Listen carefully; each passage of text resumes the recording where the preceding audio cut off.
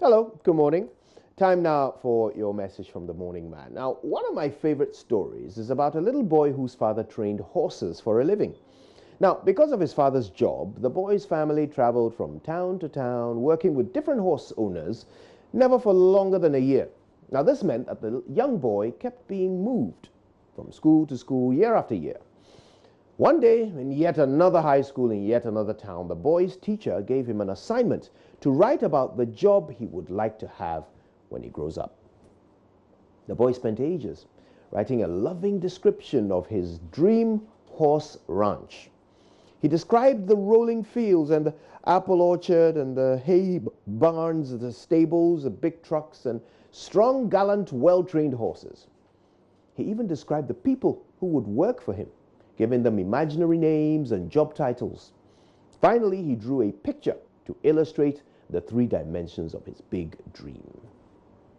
His teacher gave him a C- and added a short note: "I will give you an A tomorrow if you rewrite the report and make it more realistic."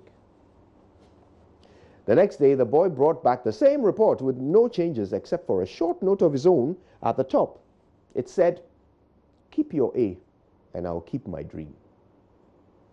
Today, that boy, whose name is Holland Ware, is the owner of one of the biggest ranches in the world, with over 5,000 horses, 100,000 cows.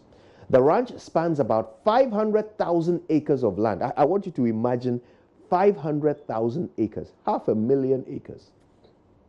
It has over 1,000 oil-producing wells, and in 2011, this ranch was valued on the real estate market at over $7 billion.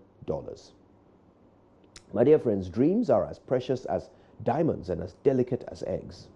They need careful handling and protection from those who seek to crush them. And believe me, there are many of such people in your life.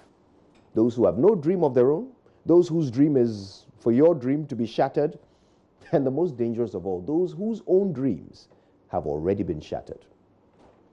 I remember when I used to travel on a temporary bogger ship to England during university long vacations. Now, on one of such trips, my host in London, who was a permanent bogger with 20 years on the clock, and had spent all of those years as a cleaner, had done fairly well for himself. But when I turned up and told him that I was applying for a job as an assistant manager in a shopping center, he collapsed with laughter.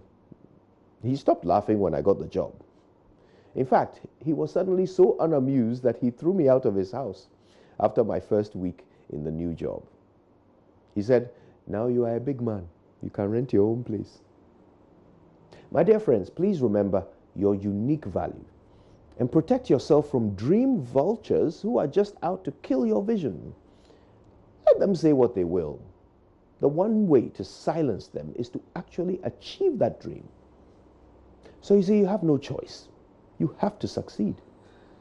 My name is Kojo Yankson, and my dream is growing too fast and too strong for anyone to kill it. Good morning, Ghana.